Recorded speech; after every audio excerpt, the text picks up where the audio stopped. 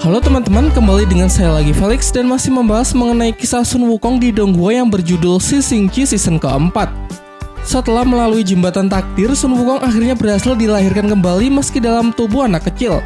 Peristiwa ini pun disadari oleh para dewa di kerajaan langit, termasuk Dewa Rulai yang langsung menuju lokasi kelahiran Sun Wukong untuk memastikannya secara langsung. Ia menceritakan masalah yang sedang menghantui kerajaan langit, kemudian meminta Sun Wukong menemaninya menuju kerajaan Ashura, sebuah wilayah yang dihuni oleh para makhluk jahat di mana para dewa pun juga tidak ada yang berani mengusiknya. Tujuannya adalah untuk mengambil pedang Kaisar Langit yang dulu ditinggalkan saat pertempuran besar antara para dewa melawan bangsa Ashura, dengan harapan pedang tersebut dapat mengungkap kebenaran di balik perbuatan menyimpang yang dilakukan oleh Kaisar Langit. Sesampainya di sana, Dewa Rulai membagi tugas dengan Sun Wukong. Ia bertugas mengalihkan perhatian para bangsa Ashura, sedangkan tugas Sun Wukong adalah pergi ke reruntuhan bekas medan perang untuk mengambil pedang yang dimaksud. Jadi akankah rencana tersebut dapat berjalan dengan lancar? Sebelum saya melanjutkan bahasannya, seperti biasa, saya akan memberikan spoiler warning bagi kalian yang belum dan ingin menyaksikan Donghuanya secara langsung, karena konten kali ini akan mengandung banyak spoiler. Resiko ditanggung penumpang, dan baiklah, kalau kalian sudah siap, mari kita mulai.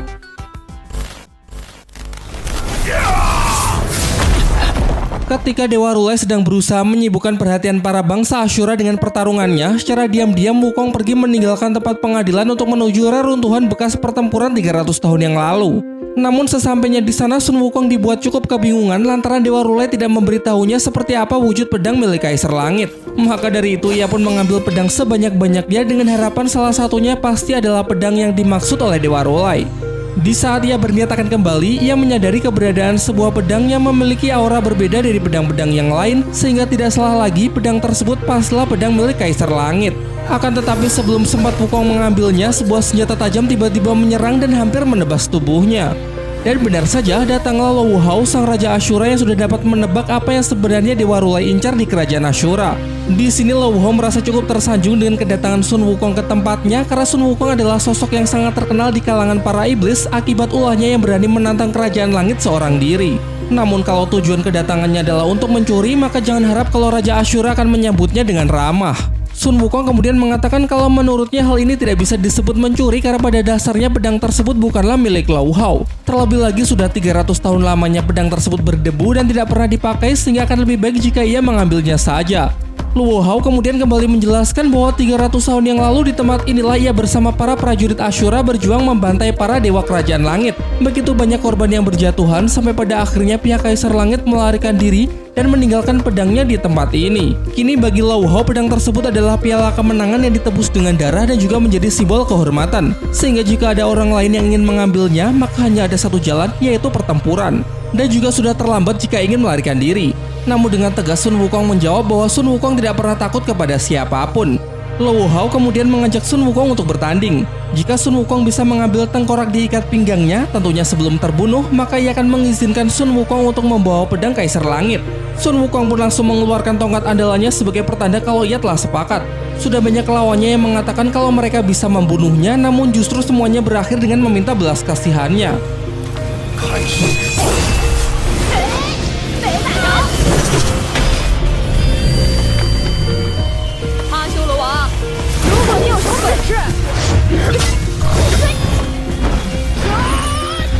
Sebagai Raja Ashura, tentu kekuatan dari Lowu Hao tidak bisa dipandang remeh.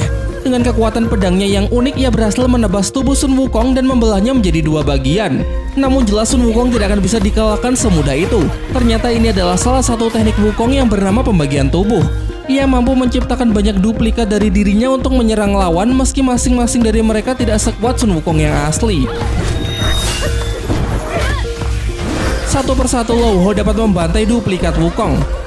Selanjutnya Wukong menyatukan seluruh duplikat dari Toya Sakti dan menjadikannya wujud raksasa untuk menyerang sang Raja Ashura tersebut.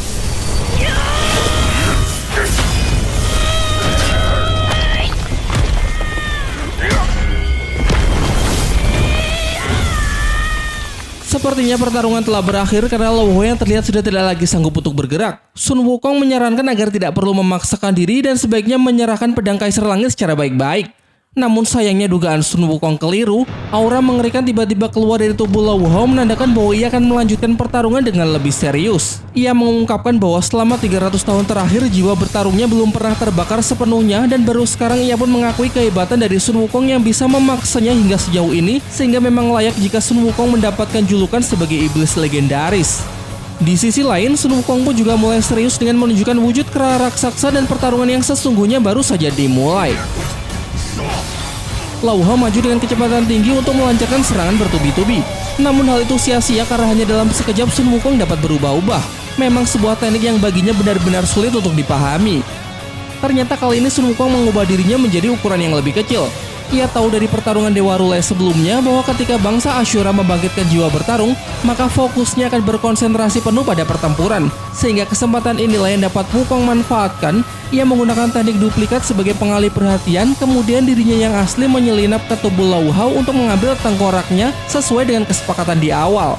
Jadi dengan ini Sun Wukong lah yang dinyatakan sebagai pemenang, sehingga Lao Hao harus memenuhi janjinya untuk memberikan pedang Kaisar Langit.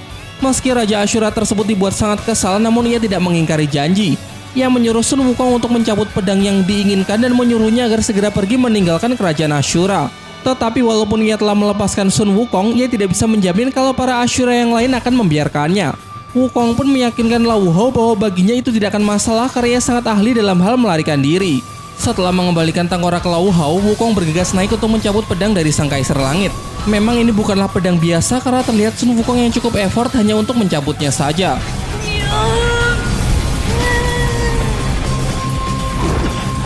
Seusai peringatan dari Lao Hao, sesaat setelah pedang berhasil dicabut, auranya dengan cepat mengundang banyak Ashura lain. Pedang Kaisar Langit tersebut Sun Wukong simpan dengan aman ke dalam perutnya dan sesegera mungkin ia bergegas meninggalkan reruntuhan ini. Sebelum pergi, Lao Hao berpesan kepada Sun Wukong agar terus berlatih lebih keras untuk suatu saat bisa menantangnya lagi.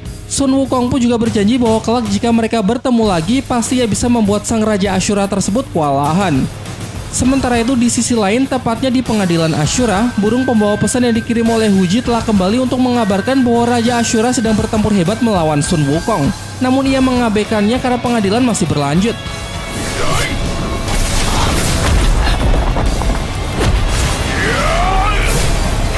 Diperlihatkan di dalam arena, Dewa Rulai yang sedang bertempur sengit melawan musuh lamanya yang bernama Gui Tao Dao. Prajurit Ashura ini nampaknya jauh lebih kuat dari penantang sebelumnya yang cukup membuat Dewa Rulai kewalahan.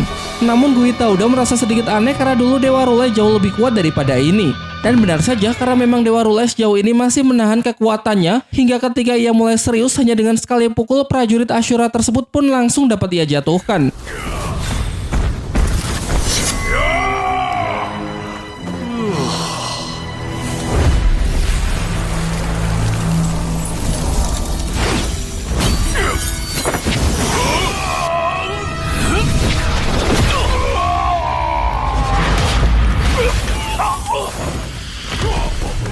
Namun meskipun sudah terjatuh, Gui Tao Dao masih berusaha bangkit mengingat putranya yang sedang menyaksikan pertarungannya terus memberikan semangat agar dirinya tidak menyerah. Sayangnya ketika ia sedang mempersiapkan teknik awakening mode Ashuranya, datang sebuah tebasan tajam dari prajurit Ashura lain yang seketika langsung membelah tubuhnya. Semua yang menyaksikannya pun dibuat benar-benar terkejut. Namun bagaimanapun juga memang inilah sisi gelap dari sifat bangsa Ashura yang sesungguhnya.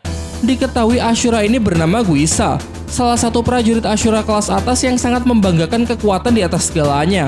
Ia kemudian menjelaskan bahwa bangsa Ashura adalah bangsa petarung terkuat sehingga prajurit rendahan haruslah dimusnahkan. Dan demi untuk menjaga reputasi dari bangsa Ashura, ia sendirilah yang akan menghabisi Dewa Rulai. Mulai sekarang ia juga akan mengakui sisi putra dari Gui Tao Dao sebagai putranya dan tidak akan membiarkan siapapun menginjak-injak harga diri dari bangsa Ashura lagi. Pidato singkatnya tersebut ternyata membuatnya mendapatkan banyak dukungan, semuanya bersorak ria dan berharap bahwa Guisa dapat segera membunuh Dewa Rulai.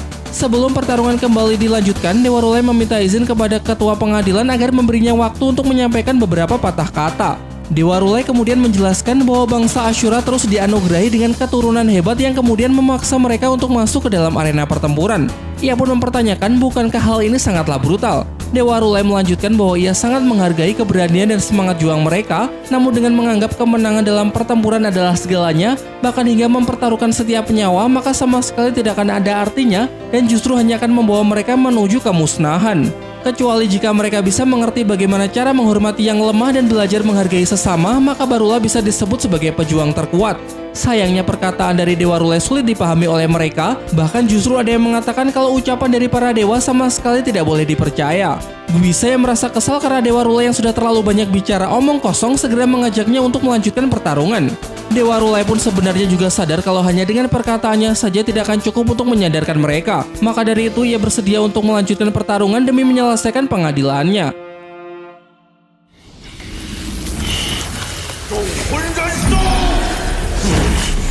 Di awal Guise langsung merilis mode Ashura-nya. Ia juga menjelaskan bahwa ia sudah mengamati 2 pertarungan Dewa Rulai sebelumnya sehingga kini ia tahu bagaimana cara untuk mengalahkannya. Sejauh yang ia amati, musuh akan terus menyerang dengan membabi buta dan Dewa Rulai hanya mengamati pertahanannya saja untuk mencari titik terlemah, kemudian dalam sekejap melancarkan serangan balik untuk menyelesaikan pertempuran. Dengan penuh percaya diri, Guise pun mengatakan kalau trik yang sama tidak akan bisa berhasil untuk menghadapinya.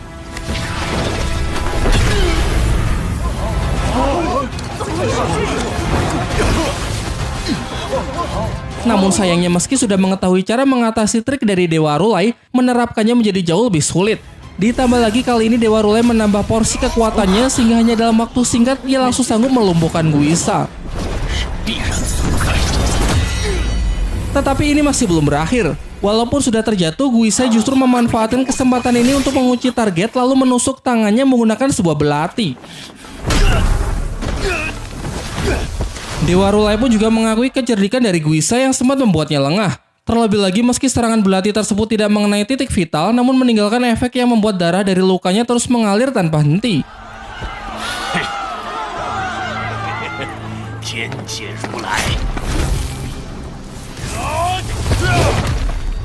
Berikutnya Guisa mulai menyerang dengan kekuatan yang sebenarnya. Sementara dalam menghindari setiap serangan, Dewa Rulai terlihat semakin melambat seakan ia telah mencapai batasnya.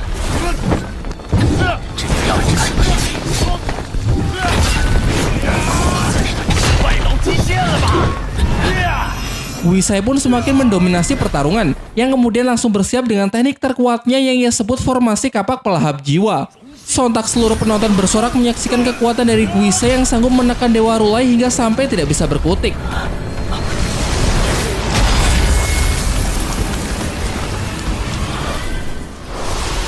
Namun sayangnya masih terlalu dini untuk merayakan kemenangan karena pada akhirnya Dewa Rulai pun menunjukkan sisi dewa terkuat yang sesungguhnya.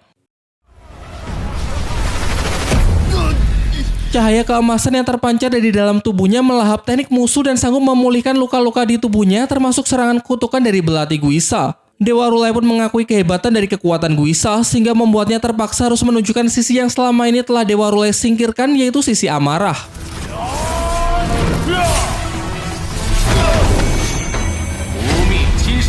Dalam mode ini ia bahkan dapat menahan serangan Guisa hanya dengan 1 jari dan memperlihatkan teknik terkuatnya, yaitu tubuh emas keabadian.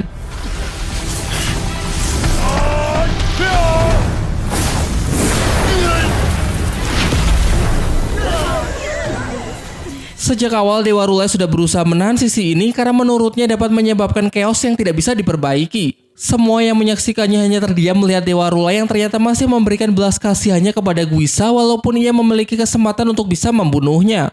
Ia kemudian kembali menjelaskan bahwa seperti yang sudah ia bilang, yaitu suatu pertarungan tidak perlu sampai mengorbankan nyawa. Kekalahan maupun kemenangan adalah hal yang biasa karena yang paling penting adalah tidak menumbuhkan kebencian di dalam hati. Terkait perselisihan mereka, pada dasarnya bangsa Dewa dan bangsa Ashura berasal dari ras yang sama. Meskipun alasan masa lalulah yang membuat keduanya terus saling bermusuhan, namun faktanya sebagian besar dari bangsa Ashura yang hadir saat ini adalah generasi baru yang sebenarnya tidak terlalu mengenalnya, begitu juga dengan para dewa lain. Sehingga menurut Dewa Rulai tidak akan ada gunanya jika terus memelihara kebencian. Setelah mendengar penjelasan tersebut, Guisa justru mengatakan kalau semua itu omong kosong karena kebencian di antara bangsanya dengan para dewa tidak akan pernah mungkin berakhir. Namun ketika Guisa hendak kembali menyerang Dewa Rulai, tiba-tiba datanglah Lao Hao, sang Raja Ashura, dan langsung menghentikannya. Semua yang menyaksikannya pun sontak bersorak ria dengan harapan Raja Ashura bisa melanjutkan pertarungan dan segera membunuh Dewa Rulai. Namun tidak disangka-sangka Lao Hao justru mengumumkan bahwa Dewa Rulai kini sudah memenangkan pengadilan. Dengan kekuatan dan keberanian, Dewa Rulai telah berhasil melewati tantangan dari 3 prajurit Ashura teratas, sehingga ia menyatakan kalau pengadilan pada hari ini telah berakhir. Lao Hao kemudian menyapanya dengan mengatakan kalau Dewa Rulai sudah menjadi lebih kuat setelah 300 tahun tidak bertemu. Dewa Rulai pun membalasnya dengan menyampaikan rasa terima kasihnya karena Lau Hao tidak melupakan persahabatannya di masa lalu. Lau Hao memang masih memandang persahabatan mereka. Namun hal itu bukan berarti Dewa Rulai bisa bersikap seenaknya, bahkan sampai menyuruh Sun Wukong pergi ke reruntuhan medan perang untuk mencuri pedangnya. Tentu saja Dewa Rulai pun juga sudah tidak bisa mengelak lagi mengenai tujuan mereka berdua datang ke tempat ini adalah mengambil pedang Kaisar Langit di kota terbengkalai, meskipun dengan menghalalkan segala cara. Namun Dewa Rulai tidak bisa menjelaskan lebih rinci mengenai rencananya berikutnya karena apa yang ia lakukan saat ini tidak ada hubungannya dengan Kerajaan Langit, melainkan hanya ingin menjaga dunia agar tetap berada pada jalur yang benar. Lau Hao kemudian mengingatkan mengenai apa yang pernah ia katakan pada 300 yang lalu, yaitu jika nanti mereka bertemu lagi maka harus memutuskan siapa pemenangnya. Kemudian kita diperlihatkan flashback pertempuran antara Kerajaan Ashura melawan Kerajaan Langit pada 300 tahun yang lalu.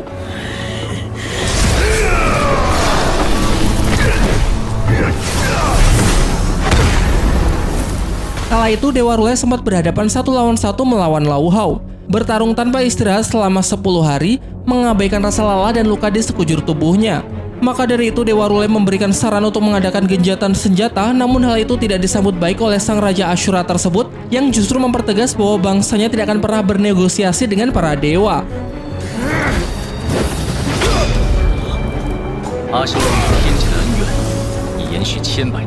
Dewa Rulai kemudian kembali mengingatkan bahwa perseteruan antara bangsa Ashura dengan Kerajaan Langit telah berlangsung selama ribuan tahun, maka dari itu tidaklah lebih baik jika melepaskan kebencian karena perang ini telah menjatuhkan korban yang sudah tidak terhitung jumlahnya, serta menyebabkan kerugian besar di kedua belah pihak. Dewa Rulai juga menawarkan sebuah solusi untuk menghapuskan tradisi membunuh di bangsa Ashura, termasuk juga tradisi saling membunuh sesamanya sendiri. Ia menambahkan bahwa bangsa yang tidak bisa melepaskan kebencian maka selamanya akan didominasi oleh kebencian tersebut. Dengan menjadikan kebencian dan balas dendam sebagai motivasi utama dalam bertempur sama sekali tidak ada artinya. Namun jika mereka bisa bekerja sama demi kelangsungan hidup seluruh makhluk, barulah bisa disebut berharga. Kala itu meski Lau Hao belum bisa sepakat dengan perkataan dari Dewa Rulai, tetapi ia cuma bisa terdiam karena ia juga tidak bisa menemukan jawaban untuk membantahnya. Kembali ke masa sekarang, Lau Hao mengungkapkan kekagumannya kepada Dewa Rulai, namun sebagai Raja Ashura ia tidak bisa melepaskannya begitu saja sehingga ia ingin menahan Dewa Rulai dan memberikan penjelasan kepada seluruh bangsa Asura. Ia pun mempertegas kalau Dewa Rulai mencoba untuk melarikan diri maka ia sendirilah yang pasti akan memburunya.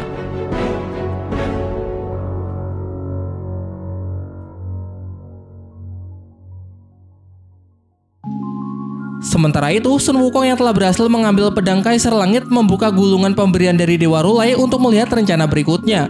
Ternyata di dalam gulungan tersebut berisi sebuah patung Buddha emas yang bisa berbicara untuk menyampaikan pesan dari Dewa Rulai. Yaitu yang pertama, ucapan terima kasih karena Sun Wukong telah bersedia menemaninya datang ke tempat ini. Namun setelah mendapatkan pedang Kaisar Langit, Sun Wukong tidak perlu menunggunya lagi dan disarankan untuk segera pergi menuju Kerajaan Langit seorang diri. Sun Wukong pun kemudian menagih janji dari Dewa Rulai yang katanya akan menceritakan seluruh kejadian pada 16 tahun yang lalu. Namun belum juga menceritakan apapun, kenapa malah memintanya untuk melakukan sesuatu lagi. Si patung Buddha emas kemudian mengatakan kalau ia juga tidak tahu lengkapnya. Dewa Rulai hanya berkata bahwa saat itu ketika rombongan Tan Zhangzhang sedang menjalankan misi ke barat untuk mengambil api penyucian, ia sedang menyelidiki kebenaran mengenai runtuhnya Kerajaan Langit. Dari penyelidikannya tersebut, Dewa Rulai pun menemukan jejak dari jiwa kegelapan dan untuk mengetahuinya lebih lanjut, ia datang ke Kerajaan Ashura, mempertaruhkan dirinya sendiri untuk mengambil kembali pedang milik Kaisar Langit. Tugas berikutnya adalah memberikan pedang tersebut kepada Dewa Sasin, dan perlu diingat bahwa Sun Wukong harus memberikannya secara langsung. Sebenarnya Wukong merasa malas jika harus berurusan dengan Kerajaan Langit, apalagi disuruh menemui dewa yang paling ia benci. Tapi sudah 16 tahun berlalu, mungkin ini akan menjadi nostalgia yang sangat menarik. Bisa juga untuk membuat sedikit keonaran dan memperlihatkan kekuatan dari sang Raja Kera yang sesungguhnya. Sementara itu di Istana Kerajaan Langit terlihat Dewa Sasin yang tengah memberikan laporan terkini mengenai rombongan Tan Zhangzhang kepada sang Kaisar Langit. Ia menjelaskan bahwa rombongan Tan Zhangzhang dalam misi mengembalikan api penyucian telah meninggalkan Kerajaan Siluman Kerbau dan sekarang telah tiba di sebuah wilayah yang bernama Tanah Retakan Bumi. Diperlihatkan sebenarnya di sini Dewa Assassin juga telah curiga dengan penyimpangan yang sedang dilakukan oleh Kaisar Langit. Mengingat dulu sebelum membelot, Dewa Rulai juga sempat menjelaskan mengenai hal tersebut, namun kala itu ia masih belum bisa percaya sepenuhnya. Setelah Dewa Assassin pergi, Kaisar Langit memasuki semacam ruangan rahasia yang bernama Aula Bayangan. Karena kesabarannya telah habis, Kaisar Langit kemudian memerintahkan dua bawahannya untuk segera pergi memburu Tan Zhangzhang yang sekarang berada di Tanah Retakan Bumi demi merebut kembali api penyucian.